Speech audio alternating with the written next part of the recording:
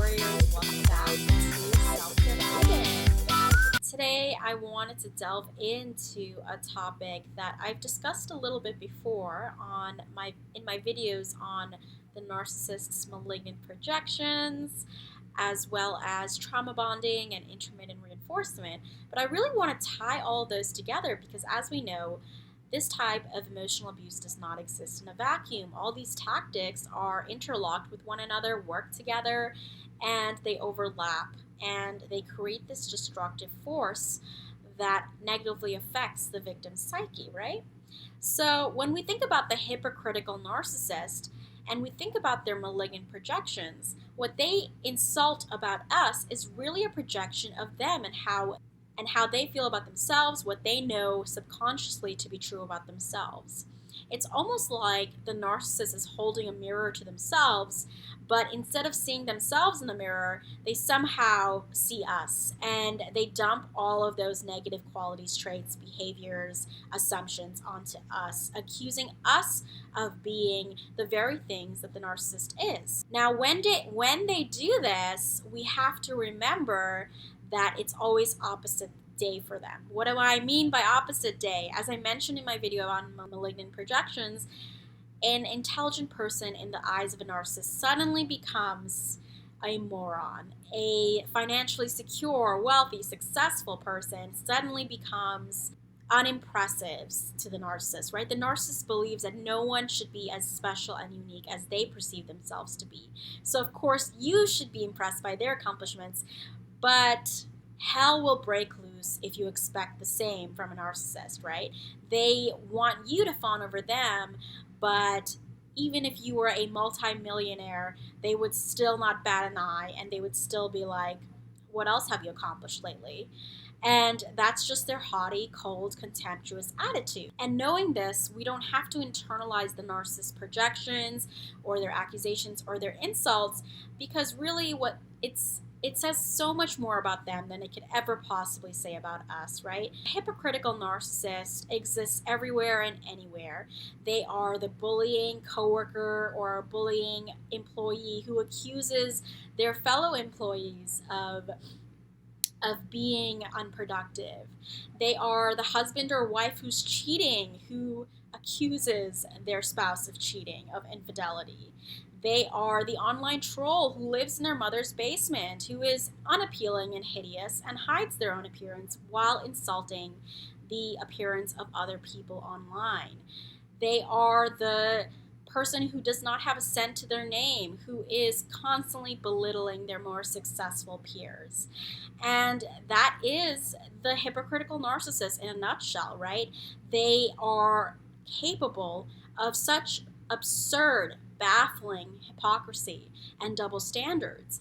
And when you are listening to their accusations and their insults, you can't help but laugh because it accurately describes them. And you have to realize that, because otherwise they will have you internalizing their disgusting, vile projections.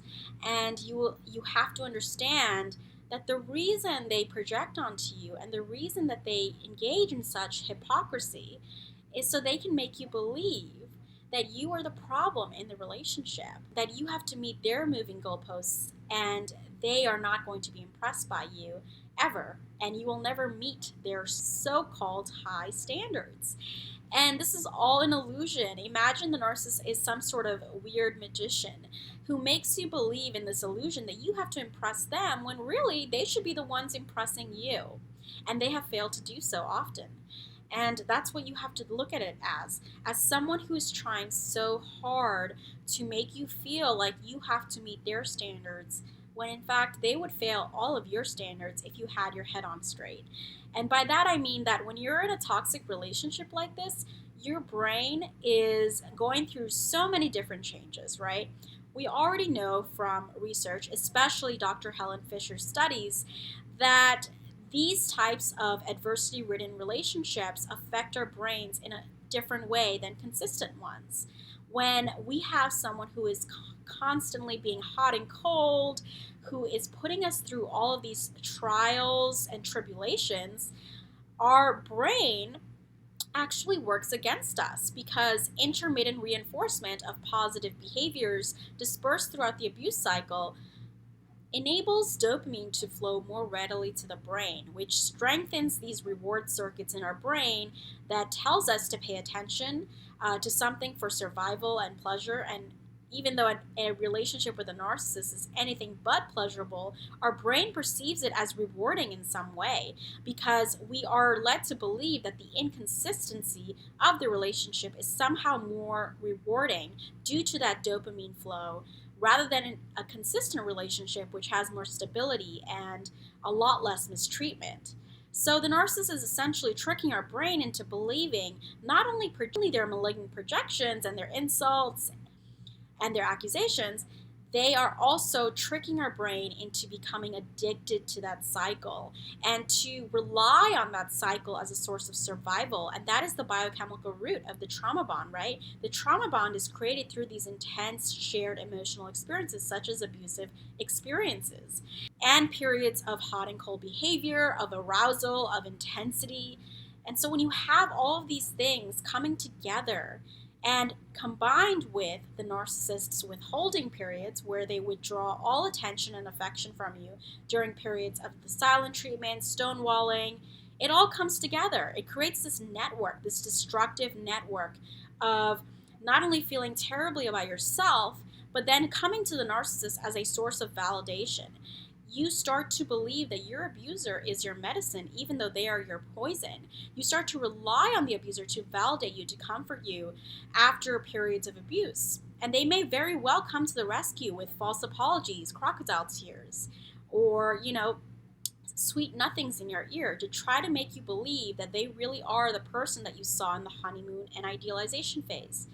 But many victims of narcissists don't even see the mask slip until the literal honeymoon. I've heard so many stories from victims of narcissists and sociopaths and psychopaths who their partner did not reveal who they truly were until the actual honeymoon, after their wedding, after that person had invested their time, their resources into them, and had created this life together, this potential future together. And that's when the narcissist drops the act, and that becomes an even more addictive cycle because you work harder to fawn over them, to compliment them, to give them what they're not giving you in an attempt to regain that honeymoon phase, to regain that love bombing, to regain that validation, that unconditional love and support that they seem to promise you in the very beginning. So you have to remember that all of these things work together. The narcissist malignant projections, along with their withholding behavior, their hot and cold, love bombing and mistreatment, and the biochemical addiction that this creates, all combine together in order to make you feel worthless, in order to instill this sense of helplessness, powerlessness, hopelessness into you, and to lower your self-esteem, to lower your sense of self-worth, to create this chaos in your mind, your body, and your soul, and to make you believe that you are less than what you really are. And so it's really important to understand the dynamics of why this works, because these manipulation tactics only work if you're not understanding how they work, right? If you're unaware of how they work, then you will not get the help that you really need in order to deprogram yourself from this toxic individual. Whereas if you are aware, you can take the steps to seek help. You can gain professional support from a trauma-informed counselor who understands narcissistic personalities and antisocial personalities. You can make a safety plan to exit the relationship. I always recommend that during periods of stonewalling and the silent treatment and withholding, that you actually use that time when the narcissist is grooming other victims to make a safety plan without them knowing, so you can exit safely with your finances hopefully intact. And then you can also look into, hiring a lawyer who is experienced in high conflict personalities, such as narcissistic personalities. And when you do this quietly, you're able to get away far more quickly and far more safely than if you try to make the narcissist change, if you try to make them aware of their behavior. They already know what they're doing. It's deliberate, and you can make all the arguments you want of how unaware a narcissist is, but they know what they're doing, okay? If a murderer wants to get away with something, they will, blame shift. They will create all these other scenarios. And it's very similar to a narcissistic abuser who creates these scenarios to make you believe that you are the one at fault, you are the problem, you need to fix yourself, you need to meet their high standards, you need to meet their moving goalposts, when in fact it is them that is the culprit. They are the covert murderer with clean hands, as I like to call it. So during those periods of withdrawal, I always recommend making a safety plan. Refocus on your own self-care and productivity. Focus on building support networks that have to do with recovery from the abuse. And that way, once you exit the relationship for good, you have a safer place to land. So when you become aware of these tactics and you start to name them and label them, you start to internalize what they say and what they throw at you far less. And you start to realize that you don't have to live in chaos. You don't have to live in fear. You don't have to live in self-hatred. You don't have to live in self-blame. You don't have to internalize their insults as truth. You can metaphorically hand it back to them. And I know a few of you were a bit confused when I said this in the Malignant Projections video. I did not mean that you actually tell the narcissist, hey, I'm translating your projections. This is what you really mean. Because that's just going to result in their continued rage and gaslighting. No, you want to do this inside of your own mind with a therapist. You want to go through those projections together and you want to dismantle them. You want to dismantle them one by one and reprogram your mind into believing that you are worthy, you are successful, you are intelligent, you are beautiful, you are gorgeous, you are absolutely phenomenal, and you are exceptional. No matter what the narcissist says about you, no matter how much they try to convince you that you're not special or unique, or that you haven't accomplished anything, or that you're not appealing, and all these things that they throw at you, that's really a reflection of them. It has nothing to do with you and what your potential is, what you're capable of achieving in this life. So I want you to remember that if you're struggling with ruminations over the narcissist's insults, or their accusations, or their projections, or their hot and cold behavior, their withdrawal periods, their stonewalling, their silent treatment, whatever it is that you're dealing with right now, even if you're already out of the relationship, you may still be ruminating and still be reeling from the effects of trauma. Just remember that the problem was never you. The problem was never you. And if you had been with a kind, empathic person, they would be focusing on all of the great things that you are giving to them, and they would be reciprocating that. Remember that healthy, normal, empathic individuals are happy for your success. Now, of course, there's normal jealousy and envy from time to time, occasionally, but healthy individuals know how to confront that honestly within themselves. They know how to act towards people. They know.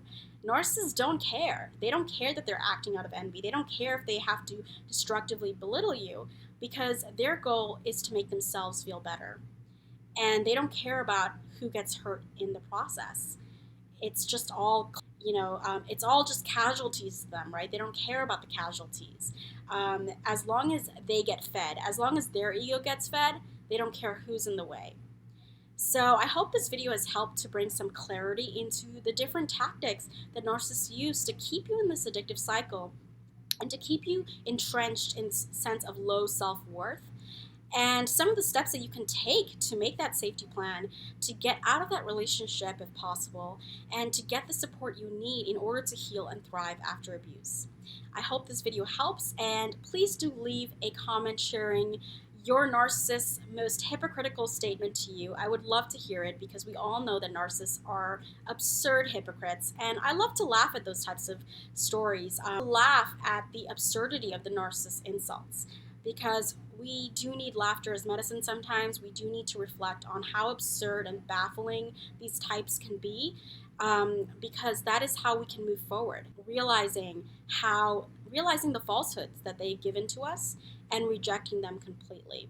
So please do share in the comment below your experiences with narcissists and their hypocrisy, their insults, their accusations, their projections, or even just your experience of them withdrawing, maybe paying attention to other people in front of you just to make you feel badly. That's definitely a popular withdrawal method. I would love to hear more of your stories on that. And I'll talk to you guys soon. Until next time.